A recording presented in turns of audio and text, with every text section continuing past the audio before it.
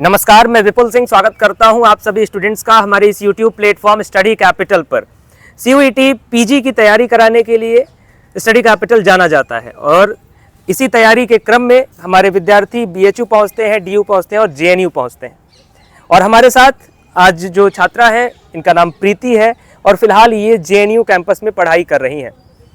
MA Hindi की ये छात्रा है। इसका मतलब है कि आपको MA हिंदी एंट्रेंस एग्ज़ाम की जो प्रिपरेशन स्ट्रेटजी होती है, तैयारी करने का जो तौर तरीका होता है, उसके बारे में बताएंगी कि ये JNU तक कैसे पहुंची। तो वीडियो की हम लोग शुरुआत करते हैं। आपका स्वागत है हमारे इस इंटरव्यू में। धन्यवाद सर। जितने भी बच्चे चैनल पर पहली बार विजिट कर रहे हो, चैनल को सब्सक्राइब करना, बेल आइकन प्रेस करना। CUET पीजी की हर प्रकार की अपडेट, सूचना और जानकारी समय पर और सही जानकारी यहाँ मिलती है। साथ ही साथ आपकी तैयारी के लिए बेहतर गाइडेंस भी हम लोग आप सभी को प्रोवाइड कराते हैं, इधर वो हमारे यूट्यूब चैनल से हो या फिर हमारे ऐप स्टडी कैपिटल से हो। तो प्रीति, सबसे पहले आपका व्यक्तिगत परिचय और साथ में आपके जो स्कोर्स थे CUET पीजी 2025 में, इन सारी चीज़ों को सभी तक पहुंचा दीजिए, जिससे कि पता चल जाए कि हाँ, प्रीति कितने स्कोर के साथ यहाँ पहुंची हैं और साथ ही साथ कहाँ से, किस बैकग्राउंड से होकर के आप यहाँ तक आए हो। मेरा नाम प्रीति है और मैं उत्तर प्रदेश संत कबीर नगर से हूँ। मैंने अपना स्नातक राजकीय महाविद्यालय सिद्धार्थ विश्वविद्यालय से किया है और अभी मैं JNU में प्रथम वर्ष की छात्रा हूँ, हिंदी साहित्य। प्रीति, ये आसान बिल्कुल नहीं रहा होगा जी कि आप सिद्धार्थ विश्वविद्यालय के किसी महाविद्यालय से आपने पढ़ाई की और JNU तक आप पहुंचे। तो इसके पीछे की मेहनत तक और इस बैकग्राउंड तक हम पहुंचेंगे और शायद आज जो आप बातें बताओगे उससे बहुत सारे बच्चे अपने आप को रिलेट कर सकेंगे और अगर उस रास्ते पर अपने आप को लेकर के चलेंगे तो JNU तक वो पहुंचेंगे। तो सबसे पहले तो यही बताओ कि सिद्धार्थ नगर का राजकीय महाविद्यालय और JNU कितना डिफरेंस है, कितना गैप है, बताइए। क्या आपने वहाँ देखा और क्या आपने यहाँ फील करा? यहाँ पे बेसिकली हम JNU में आने का मुझे प्रेरणा वही राजकीय महाविद्यालय से मुझे मिला। मेरे सर यही JNU से थे, वहाँ के जो प्रोफेसर थे, तो वहीं से मोटिवेशन मिला। फिर लास्ट टाइम मैंने जब प्रिपरेशन स्टार्ट की थी तो उनका ट्रांसफ़र हो गया। फिर मैं स्टडी कैपिटल से आखिरी दिनों में जुड़ी थी। बहुत आत्मविश्वास नहीं आ रहा था, लग नहीं रहा था कि तैयारी हो गई है मेरी। फिर हिमांशु सर से जुड़े स्टडी कैपिटल से, तो थोड़ा क्या पढ़ना है क्या नहीं पढ़ना है ये सारा चीज़ वही से कवर हो गया। क्या स्कोर रहा था आपका? 270 270 आउट ऑफ 300 और 6th रैंक था आपका। बहुत बढ़िया, बहुत सारी शुभकामनाएं आपको कि आप JNU में हो और साथ ही साथ आपने इतना अच्छा स्कोर किया। तैयारी को लेकर के शुरुआत बातचीत करते हैं। जब कोई भी बच्चा ग्रेजुएशन, बहुत सारे बच्चे ग्रेजुएशन कर रहे हैं, वैसे आप भी ग्रेजुएशन कर रहे थे।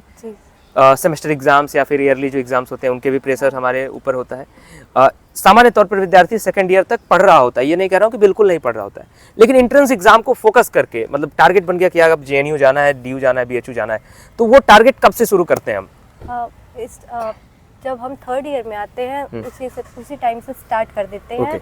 क्योंकि वो जो सेमेस्टर का एग्ज़ाम होता है उसमें थोड़ा कम मार्क्स आ जाएगा, चलेगा, उस पर थोड़ा कम मैंने ध्यान दिया था, CUET पे ज़्यादा ध्यान दिया था। ओके, बढ़िया। बिल्कुल सभी की स्ट्रेटजी यही होनी चाहिए, क्योंकि सेमेस्टर एग्जाम तो हम शायद 1-2 दिन करके भी क्रैक कर सकते हैं, बट एंट्रेंस एग्जाम में आते तो ये कंपटीशन का दौर है। एक क्वेश्चन गड़बड़ हुआ आप JNU से बाहर, एक क्वेश्चन आपका सही हुआ तो आप JNU के अंदर। तो ये सारी कंडीशंस बनी रहती हैं। साल भर पहले, यानी मतलब लगभग आपने 3rd ईयर में शुरुआत कर दी थी, तो ऑलमोस्ट आपको 6 से 9 महीने मिले होंगे तैयारी करने के लिए। जब हम बात करते हैं तैयारी की और JNU की तैयारी की, मतलब टॉप स्कोर करना है आउट ऑफ 300, कौन कौन सी किताबें रिकमेंड करोगे जो बेसिक्स बुक्स हैं, और अलग अलग तोड़ के आप बताना चाहो कि इस पोर्शन के लिए ये बुक, इस पोर्शन के लिए ये बुक, ताकि बच्चों के पास रहे कि हाँ भैया चलो मेरे पास मेरा हथियार तो है, तब तो युद्ध में उतरे। ऐसे 2 तरह की किताबें होती हैं CUET हमारे विषय में, सभी में होती होंगी, लेकिन इसमें ये है कि एक होता है फैक्ट्स के लिए, सरस्वती पांडे, गोविंद पांडे, दृष्टि, ये सारा है कि आपको बस सारी किताबों का निचोड़ फैक्ट के रूप में दे दिया है, रटना होता है। लेकिन एक होता है समझ बनाने के लिए, वो कथन और कारण का जो प्रश्न आता है वो यहीं से, इधर से ही आता है। तो समझ बनाने के लिए रामचंद्र शुक्ल, रामस्वरूप चतुर्वेदी, यही सारी किताबें हैं। और प्रयोजन मूलक हिंदी भी है, तो उसके लिए दंगल झालटे है। बिल्कुल, मैं वहीं तक पहुंचना चाह रहा था। जैसे आपके हिंदी साहित्य के इतिहास की भी बात है, आपके सिलेबस में वो विषय हो गया जो शायद बच्चे बीच बीच में पढ़ते रहते हैं अपने सेमेस्टर एग्जाम्स में। प्रयोजन मूलक हिंदी एक नया विषय हो जाता है, शायद ही किसी विश्वविद्यालय के सेमेस्टर में, ग्रेजुएशन में मिले ही, बहुत कम विश्वविद्यालयों में मिलता है। फिर काव्यशास्त्र का 1 आध पेपर रहता है हमारे ग्रेजुएशन में, तो काव्यशास्त्र एक हमारे चैलेंज हो जाता है। जब बच्चा ग्रेजुएशन कर रहा होता है साहित्य से तो कहीं ना कहीं वो व्याकरण से दूर हो जाता है। तो ये प्रयोजन मूलक का चैलेंज, काव्यशास्त्र का चैलेंज और ग्रामर का चैलेंज यानी व्याकरण का, ये कितना ज़्यादा होता है बच्चों के लिए और कैसे इसको टैकल करते हो, यानी कैसे इससे पार पाते हो? ये व्याकरण और काव्यशास्त्र, व्याकरण तो फिर भी ठीक है, काव्यशास्त्र मेरे लिए बहुत कठिन था। फिर स्टडी कैपिटल से जो सारे पीडीएफ्स थे और हिमांशु सर का जो समझाने का तरीका था, वहाँ से मुझे बहुत सहयोग मिला है। इसके लिए हम आभार करते हैं। बहुत बहुत धन्यवाद आपका इसके लिए और शुभकामनाएं भी आपको एक बार मैं पुनः भी दूंगा। आपने सर के क्लासेस की बात की या नोट्स की बात की? हाँ। जैसे बुक्स तो अथाह है ना, हम अथाह चीज़ें पढ़ रहे होंगे।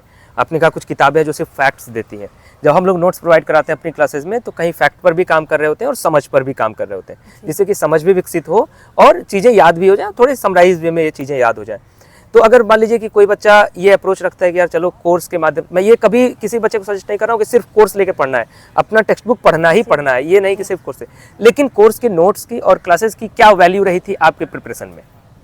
कोर्स में ये है कि सारी चीज़ों का निचोड़ मिल जाता है। पीडीएफ जो हिमांशु सर या नोट्स देते हैं, तो नोट्स अलग से तो मैंने नहीं बनाया था, किताबें पढ़ी थी। और वही नोट्स लास्ट टाइम में मैंने उसी से रिवीजन कर लिया था। और परीक्षा के आखिरी टाइम पे जो होता है मैराथन क्लासेस, उससे बहुत हेल्प मिली, क्वेश्चंस प्रैक्टिस वाले। हाँ, और जब एग्जाम जिस दिन था उस दिन सर आपका जो वीडियो होता है, रास्ते में हम लोग जाते जाते रिवीजन कर लिए थे, वहाँ से भी बहुत सहयोग मिला। मॉर्निंग शिफ्ट वाले? जी जी सर। चलिए बहुत बढ़िया। रिवीजन को लेकर के आप बातचीत कर रहे थे। हिंदी सब्जेक्ट की तैयारी के लिए रिवीजन कितना इंपॉर्टेंट होता है और क्या एक स्ट्रेटजी होनी चाहिए जब एंट्रेंस एग्जाम नज़दीक आए, किस तरीके से रिवीजन किया जाए?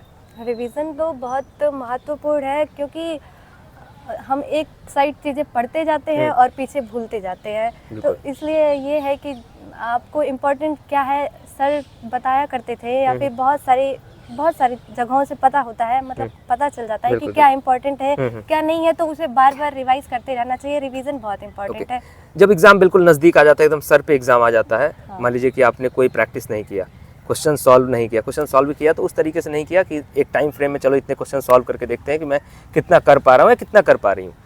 तो अगर डायरेक्ट हम एग्जाम में जा करके बैठते हैं तो शायद हमारे सामने कंप्यूटर स्क्रीन खुलेगा, अचानक से पेपर आएगा तो हम हो सकता है नर्वस भी हो सकते हैं, हम टाइम मैनेजमेंट ना कर पाए, हो सकता है कि कुछ ही सब क्वेश्चन में हमारा पूरा समय समाप्त हो जाए। एक्यूरेसी भी मैटर करती है क्योंकि नेगेटिव मार्किंग भी है। तो एग्ज़ाम से पहले प्रैक्टिस टेस्ट लगाना या मॉक टेस्ट लगाना, इस तरीके की प्रैक्टिस करना कितना इंपॉर्टेंट हो जाता है? बहुत इंपॉर्टेंट है। प्रैक्टिस करते हैं तो आपको पता चलता है कि आपने कितना पढ़ा है। गलतियाँ होती हैं, फिर आप उस गलती, अगर एक क्वेश्चन आप सॉल्व करते हैं गलत हो जाता है तो याद करने से ज़्यादा वो याद रहता है।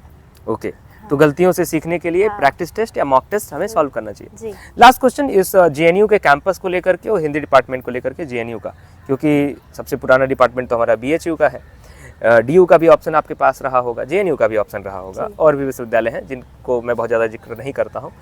तो क्यों आपने जेएनयू चुना, क्या खास है जेएनयू में? जेएनयू का ये कैंपस भी अच्छा है और यहाँ पे फ्रीडम है, सेफ्टी है। मैं ऐसा नहीं कह रही कि अन्य विश्वविद्यालय में नहीं है, ये है कि थोड़ा हम लोग ग्रामीण क्षेत्रों से हैं तो यहाँ पे थोड़ा उसका जो कॉस्ट है ना वो कम होता है। और अगर वो हॉस्टल की बात करें, खाने पीने की बात करें, फीस की बात करें, बिल्कुल, मतलब बहुत कम फीस में और बहुत गुणवत्तापूर्ण शिक्षा अगर आपको चाहिए तो आप जेएनयू जरूर चुन सकते हैं।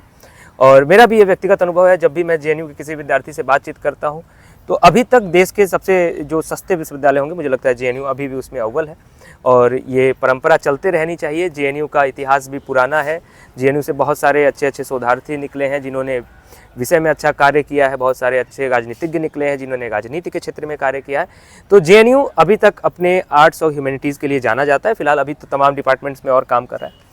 तो बहुत बहुत धन्यवाद प्रीति आपका हमारे इस इंटरव्यू में जुड़ने के लिए, और साथ ही साथ आप सभी प्यारे विद्यार्थियों का, जितने भी लोग हमारे इस इंटरव्यू में जुड़े थे, आपका भी बहुत बहुत धन्यवाद हमारे साथ जुड़े रहने के लिए। उम्मीद करता हूं कि ये वीडियो आप सभी के लिए हेल्पफुल रहा होगा, चीज़ें आपको समझ में आई होंगी। और कोई मन में सवाल उठ रहा है तो आप कमेंट बॉक्स में पूछिए, हमारी टीम प्रीति भी हैं, अगर अपने वीडियो को देखेंगी तो आपका कोई सवाल होगा तो वो रिस्पॉन्ड करेंगी। मुझसे कोई सवाल है तो आप पूछ सकते हैं, जो भी सवाल है बेझिझक पूछिए। वीडियो बेहतर लगा है तो लाइक करिएगा, शेयर करिएगा और चैनल पर जुड़े रहिएगा। और अपनी क्लासेस के लिए, तैयारी के लिए आप हमारे ऐप पर या फिर हमारे व्हाट्सएप नंबर पर भी आप जुड़ सकते हैं। फिलहाल इस वीडियो में इतना ही। बहुत बहुत धन्यवाद, नमस्कार।